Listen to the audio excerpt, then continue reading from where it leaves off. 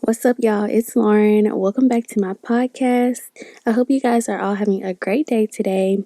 So, today I have an interesting case for you guys, so let's just get into it. Today, we will be discussing the disappearance of Cheryl Lamont Pearson. Cheryl was born on August 21st in 1964 and was just 37 years old when she went missing from Bartlett, Tennessee. She is the youngest of three children to Hazel and Leon Pearson. Her family and her friends described her as someone who is a high achiever, earning a degree in chemical engineering and then further going on to complete medical school and became a well-respected pediatrician. Now, on top of all of the things Cheryl had accomplished, she was a severe diabetic, but that did not stop her from accomplishing all of her goals. Her family says that she was independent but still remained very close to her parents. Now, January 4th of 2002 seemed like a regular normal day for Cheryl. She was a season ticket holder for the Memphis Grizzlies, and she decided to attend the basketball game that night at the Pyramid Arena. Now, Cheryl did attend the game alone, and after the game was over, she left the arena around 10:30 p.m. and headed back home, and that is when her friend Andrea Fox and another friend had stopped by Cheryl's place to visit. Her friend Andrea said that Cheryl seemed perfectly fine that night and that pretty much nothing seemed out of the ordinary. Andrea also said that she doesn't believe that Cheryl was expecting to see anyone that night. However, she did mention that Cheryl stated that her sister would be dropping her kids off the next morning because she had to work early the next day. Andrea said that Cheryl absolutely loved spending time with her sister's kids and that she looked forward to seeing them the next morning. Now, Andrea and her friend left Cheryl's place around 1 in the morning, and that was the last time that Andrea had seen or heard from Cheryl. The next morning, Cheryl's sister arrived at her home to drop the kids off so that she could head to work. Once she arrived at Cheryl's home, she immediately noticed that Cheryl's car was not there, which I'm sure her sister probably was alarmed by this, considering she agreed to watch her kids for her that morning. She checked to see if Cheryl was inside, but Cheryl was not home, and that is when her family quickly contacted the police. Now, because of Cheryl's diabetes, her family feared that maybe Cheryl could have become disoriented while she was driving and could have possibly driven off the road somewhere, or maybe was involved in a car accident. Family friends, as well as her colleagues from her practice, went out to help search for Cheryl. They passed out flyers around the local community, but there was no sign of Cheryl or her car anywhere. Police decided to go in and check Cheryl's phone records, and when they did, they discovered something a bit strange. They noticed that at 1:58 a.m., about an hour after her friends left her home that night, Cheryl received a call from a payphone that was located at a convenience store that was about a half a mile away from her home. Now, someone did answer the phone, according to Police Inspector Stephen Johnson. I don't know if it was Cheryl who answered, but the call only lasted 5 seconds. Now, Inspector Johnson, along with Detective Ken Lee, believed that Cheryl had to have at least been home when the call came in because it was indeed answered. Now, you're probably thinking, okay, what could someone possibly say to someone on the phone in 5 seconds? And as far as what they believe, detectives stated that whoever called Cheryl that night could have said, I'm on the way over and hung up, or I'm down here at the service station, meet me. Stuff like that you can easily say in less than 5 seconds to someone. And, maybe Cheryl was just like, okay, and hung up the phone. Detectives also stated that it honestly could have just been to see if she was home. When she answered and, said hello, they probably realized, oh, yep, she's home, and then hung up. But detectives said that this phone call was not the only thing that they found suspicious about this case. When detectives went inside Cheryl's home, They found her cell phone and her pager sitting on the table. Now, this was also strange because Cheryl was actually on call that evening, so she would have had both her phone and her pager with her.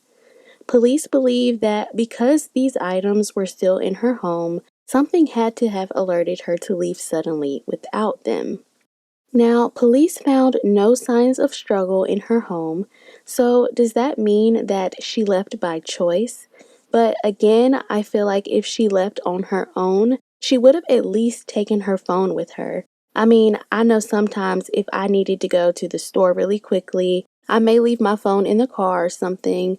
Definitely don't do that anymore, but yeah, definitely take your phone with you everywhere you go, but I mean, it was 2002, so again, maybe she said, I'm gonna be right back, so I'll just leave them here, but no one exactly knows what happened.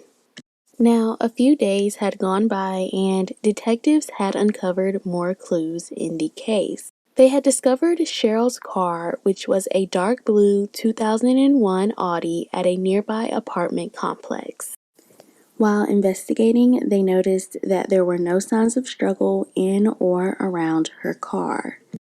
When they checked her car, they found her medical bag inside of the trunk, which I believe was locked, and she seemed to be using it as an actual purse because she had all of her personal items in it.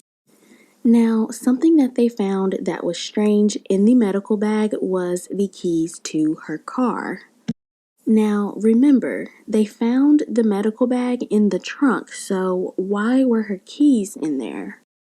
Detectives also discovered $140 in 20s that were in a First Tennessee envelope, which means, as far as they could tell, nothing was actually stolen out of Cheryl's car, so the motive was clearly not a robbery. This raised further suspicion to detectives that she was possibly the victim of foul play. Now, the main thing that stood out about Cheryl's car was that it was extremely clean, like freshly detailed to the point where there was not a single fingerprint in or outside of her car. Not even Cheryl's fingerprints were found. So, with all of the clues and information that detectives had already gathered, they quickly realized that Cheryl more than likely knew whoever was responsible for her disappearance. Detectives questioned anyone who was close to Cheryl and had contact with her. Now, one person stood out in particular, and that was her brother in law, Chuck Hildreth. Chuck had a criminal history in bank robbery, and when he was questioned by detectives, he gave an alibi for the night of January 4th, but detectives weren't too certain about everything that he told them because they discovered inconsistencies in his story. Now, Cheryl had a life insurance policy that was worth $150,000. The beneficiary for that policy is her sister. Now, Chuck is married to Cheryl's sister, so that means he also would get that money. But since there was no proof yet that Cheryl was actually deceased, that money had not been paid out yet. Police haven't fully made Chuck a suspect yet, and he has denied any involvement in Cheryl's disappearance. Now, I did want to mention that Cheryl's parents don't believe that Chuck is responsible for her disappearance, and they believe that just focusing on Chuck is unfair, but they also stated that no matter who's responsible, they just want to know what happened to their daughter. In 2006, Cheryl's parents said that they did not believe that Cheryl was still alive. Sadly, in 2009, Cheryl's father, Leon, passed away, and Cheryl was officially declared legally dead. Now, that is all of the information about the case. There is a $41,000 reward in hopes that someone will eventually come forward with information on what really happened to Cheryl. At the time of her disappearance, Cheryl again was just 37 years old, which means she would be 56 years old if still alive. She is African American and stood at 5'6" to 5'7" inches tall and weighed 160 pounds. She has dark brown hair and brown eyes. Cheryl also has a dark colored birthmark that goes down the side of her face. On both of her hands, she has a sixth finger and she has pierced ears. Now, because of her type 1 diabetes, she is required insulin, but that was actually one of the things that was still in Cheryl's home. So, again, if you know anything at all, you can also call 901-382-6669, which is the hotline number for this case. Now, I really want to know what you guys think about this case. I mean, I feel like so many things could have happened. She could have left willingly to go meet whoever had called her, but I still don't know how I feel about this theory. I feel like me personally, I probably would have taken my phone with me if I was meeting someone, especially meeting someone that late. But again, it was only like half a mile away, so maybe she was like, well, it's not far, I'll be right back, but no one really knows. The other theory I think is very possible is whoever called her had called her just to see if she was home, waited for her to answer, and then hung up. They clearly knew where she lived, so maybe they drove or even walked to her house, and maybe that's when they took Cheryl. But I mean, there was no sign of distress in her home, so did she just leave with them willingly? Like, I feel like there's so many different scenarios I can think of when it comes to this case, but again, I really want to know what you guys think.